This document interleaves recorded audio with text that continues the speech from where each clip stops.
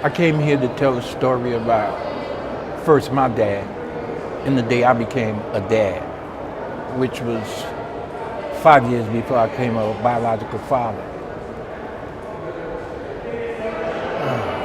This should be easy. All right.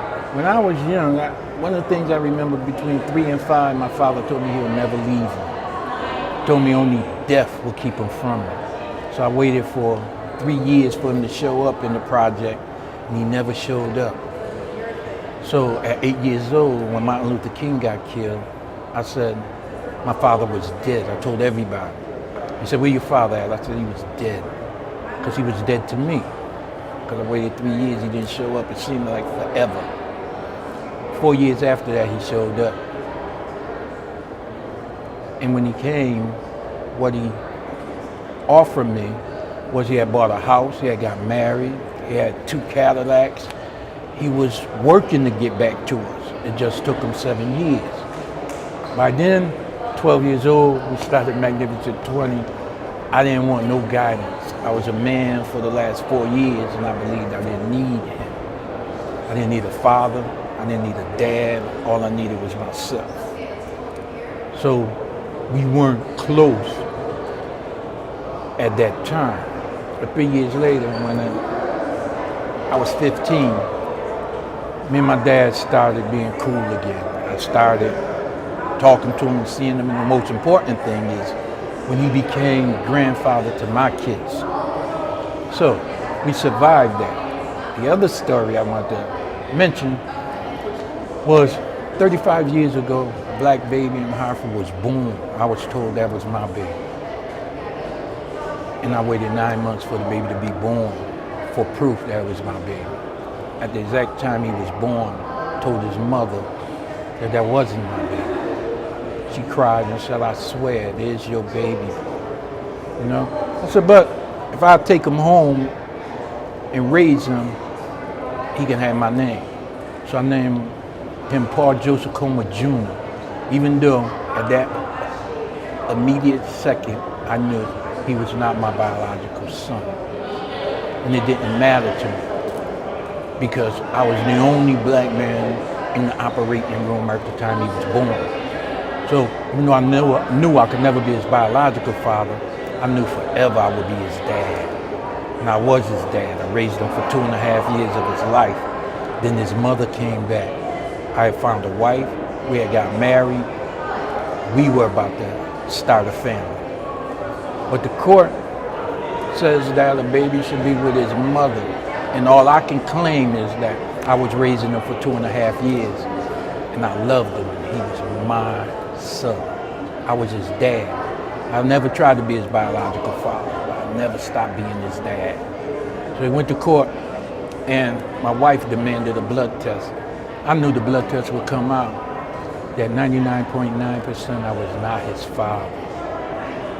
So at that time I had a choice. The judge said the only thing you could do is make the mother change his name. I said, no, I gave him that name, and nobody should take it from him. So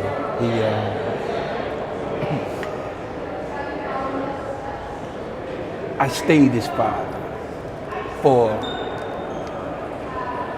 35 years. Today, 35 years later, I'm still his dad. You know, not his biological father, his dad. Difference between dad and father, you know. So me and my wife had our own kids, and we had a girl, and then she got pregnant and found out it was a boy. She had told his mother that she had to change his name because she was naming our son Paul Joseph Comer Jr. So it was a confrontation at the school where my son, at 6 years old, refused to be anything but Paul Joseph Comer Jr. His mother said his name was Paul Washington. He said, no, my name is Paul Joseph Comer Jr.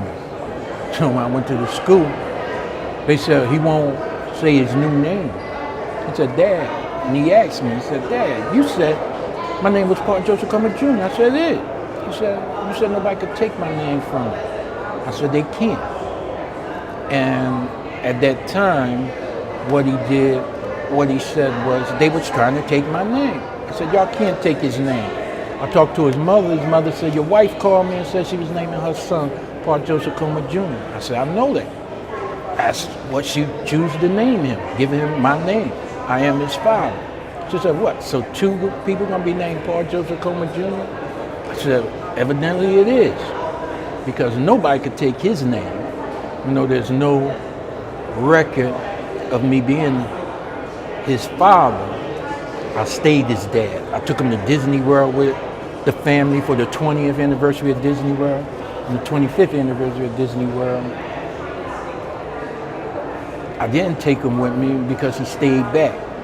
And my punishment was not to let him come with us on vacation. But my point being, when my son was born, he was Paul Joseph Comer Jr. To me, I have 2 sons. You know, my wife had 3 kids, married 20 years. But I have 2 sons and 2 daughters.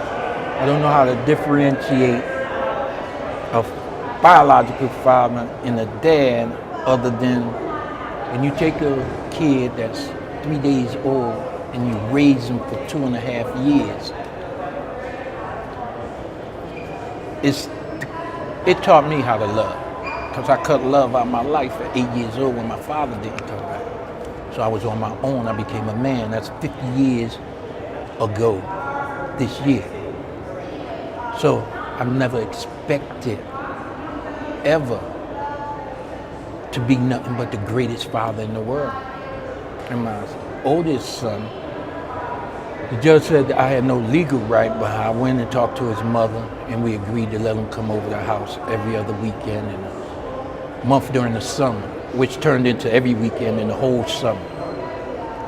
At his graduation, when he was 18, his biological father wasn't there, his biological mother wasn't there, but his dad was there. His dad. That's my son. Everybody in this class said, we know that's your son. I said, that's right. And it turns out that I didn't get that chance with my own son, Paul Joseph Comer Jr., because he got his GED while he was locked up. And, you know, it wasn't because he didn't have. Every time he went to court, I was with him because I'm his dad. They said, that's Junior, that's Senior. Yeah, same name. But what hurt me was I raised him every day of his life. I gave him everything. And he was a beast, you know? But he gave me 3 grandkids, you know?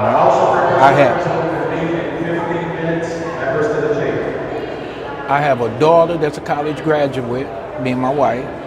And I have a son who spent a lot of time incarcerated because he wanted to be a drug dealer. And I have a baby girl.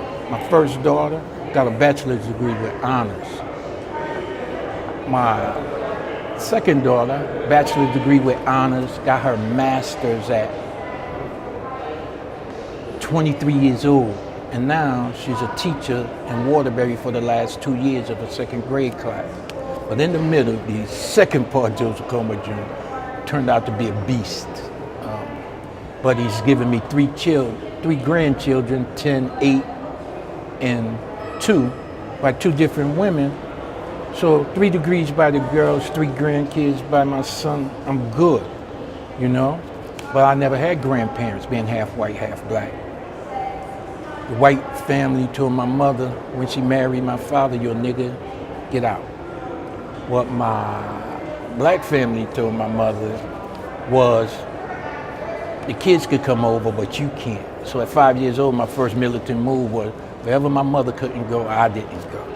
And I knew I was the best dad that it could be. And still your son can turn out not as you wish. But he's 29 now, and I'm still hopeful that when he come out of prison this time, he's done with it. And that's about all I can say. Thank you.